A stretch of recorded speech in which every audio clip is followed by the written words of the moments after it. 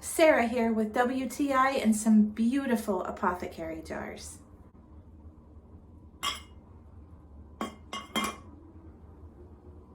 There are so many uses for these beautiful Apothecary jars. I love that they come in different sizes, so no matter what you're putting in them and even what room you're using them in, I chose to use them in my bathroom where I can fit all kinds of different bathroom items in there. You could also put them in your bedroom and use them for makeup brushes, or you could put them in your kitchen and use them for popcorn or flour or sugar, anything like these. These are going to stand up to whatever you put them into. But again, I chose to use them in my bathroom, and I loved them so much in my guest bathroom that I got another set for my other bathroom. They are just so useful and they're so pretty. I've used them for a variety of different things in my bathroom. You could put cotton balls in there. I put toothpicks in there, hair ties. I put bath salts in one to give my bathroom kind of a little luxury feel.